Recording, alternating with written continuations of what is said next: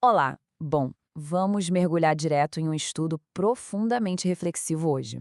A gente vai explorar uma intersecção que é, no mínimo, fascinante: o encontro entre a evolução espiritual e a ciência da criança humana. A nossa análise de hoje é focada inteiramente no capítulo 27, intitulado Nos Círculos da Fé, daquela obra incrivelmente comovente, o livro Justiça Divina. Olha, para quem busca entender a espiritualidade usando uma lente mais lógica, mais evolutiva e observando o comportamento humano com muita empatia e zero julgamento, esse conteúdo é um prato cheio. É literalmente um convite para a gente entender, lá na raiz, por que acreditamos no que acreditamos. Vamos lá? Pensa bem nessa ideia da jornada da alma. Assim como uma paisagem natural tem aquelas colinas ondulantes e vales super profundos, a nossa consciência também viaja por diferentes terrenos ao longo da vida, né? A gente passa muitas vezes por vales sombrios de muito medo, atravessa umas planícies gigantescas cheias de rituais simbólicos, e aí, com muito suor, muito esforço e aprendizado, a gente tenta escalar até os picos luminosos de uma compreensão puramente racional. É, na verdade, uma escala devolutiva contínua, uma trajetória que absolutamente todos nós estamos percorrendo na nossa busca por algum sentido. Entrando na nossa primeira parte, a diversidade da fé. Quando a gente dá um zoom nessa linha do tempo evolutiva enorme, fica muito claro que a humanidade expressa a confiança no Criador de formas incrivelmente diferentes. E, vamos ser sinceros, muitas vezes até contraditórias. É um quebra-cabeça gigante, um mosaico riquíssimo de comportamentos. E aí bate aquela dúvida natural, né? Por que existem tantas formas drasticamente diferentes de adoração no mundo? Por que as expressões de fé variam tanto de uma cultura para outra ou de pessoa para pessoa? É o tipo de pergunta que junta a nossa curiosidade científica com aquele sentimento religioso mais profundo que a gente carrega. O texto base da nossa reflexão descreve isso de um jeito muito preciso. Ele mostra como a gente busca o divino usando métodos muito variados. A gente vê de tudo, desde o toque de instrumentos tradicionais antigos, tipos borés, e danças exóticas em volta de fogueiras, até o uso de amuletos geométricos que o pessoal jura que afasta os problemas. E a lista não para por aí. Tem gente que faz voto de isolamento absoluto, chegando a evitar o convívio e o trabalho de todo dia só para tentar agradar aos céus. Enquanto isso, outras pessoas constroem santuários gigantescos, forrados de ouro, mármore e joias, achando que a riqueza material é a melhor forma de homenagear a divindade. É o pacote completo. Mas olha só o que é realmente interessante e crucial aqui. Diante de tanto contraste, existe um princípio inegociável: a sinceridade. O texto é claríssimo ao ensinar que, sempre que existe uma sinceridade genuína, um fervor de verdade, essas práticas exigem a nossa reverência e o nosso respeito. Simples assim. Não importa se, para nossa mente racional de hoje, a prática parece exótica ou até meio infantil. A intenção pura no coração da pessoa é o que valida a conexão dela com o Criador. Não importa o símbolo ou ritual que ela esteja usando. O que nos leva para a segunda parte: estágios da evolução espiritual. Para a gente entender essa diversidade toda sem cair na armadilha da arrogância intelectual, a obra pede para a gente usar uma lente mais acolhedora, mais psicológica. Tem uma expressão belíssima lá que chama esses vários praticantes de corações infantis na escola da vida. Faz muito sentido, né? Pensa numa criança. Ela não precisa de blocos de montar, de coisas físicas para conseguir entender uma matemática que é super abstrata. Pois é, na nossa evolução espiritual é a mesma coisa.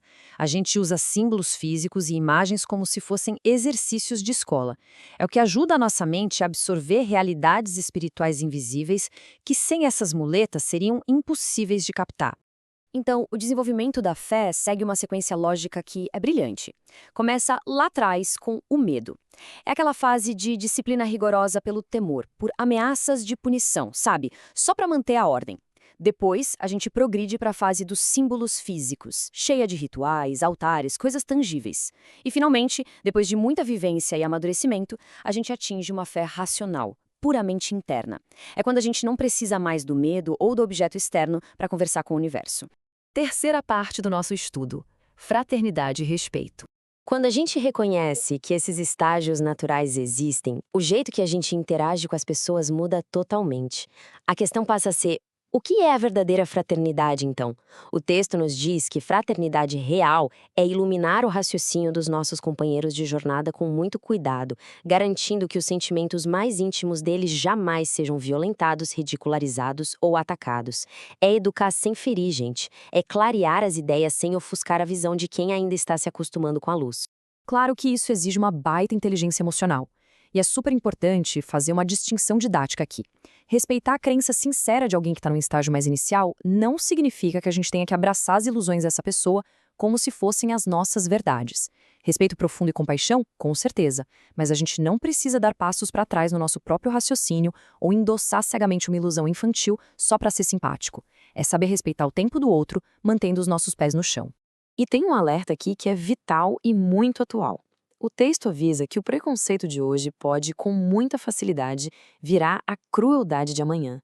Nossa história está, infelizmente, cheia de perseguições e violências que foram maquiadas como defesa da fé ou caridade. O intolerante de hoje vira o carrasco de amanhã num piscar de olhos. É uma armadilha perigosa e a verdadeira evolução implora para a gente evitar isso a todo custo. Sem respeito, não existe espiritualidade. Ponto final. Chegamos então à quarta e última parte, a verdade libertadora. Conforme a alma amadurece e vira adulta, ela vai largando aquelas muletas externas que a gente comentou. E é aí que a doutrina espírita entra, apoiando essa libertação interna maravilhosa. Ela ensina o que a gente pode chamar de uma religião natural, que exige uma coisa muito simples, mas muito séria: responsabilidade pessoal. Você para de procurar o divino apenas num prédio de pedra ou num altar distante e começa a perceber a conexão com Deus pulsando do lado de dentro. É aquela transição fantástica de só contemplar e adorar para realmente arregaçar as mangas e trabalhar na sua própria transformação. Esse despertar interno incrível bate perfeitamente com aquela promessa milenar, que todo mundo já ouviu. Conhecereis a verdade e a verdade vos fará livres.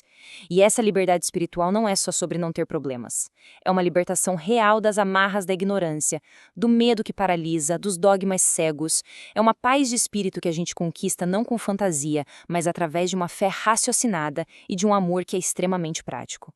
Para encerrar nossa análise, quando a gente finalmente deixa essas ilusões da infância espiritual para trás, surge uma pergunta que eu acho que mexe com qualquer um de nós. Uma vez que você encontra essa verdade e sente essa liberdade interior profunda, como você vai usar isso para elevar o resto do mundo? Porque, cá entre nós, conhecimento guardado não serve de muita coisa. Como a gente pode usar essa autonomia para ter mais empatia e realmente ajudar no progresso da humanidade ao nosso redor? Eu vou deixar vocês com essa provocação. Pensem nisso com carinho. Um grande abraço e até a nossa próxima reflexão.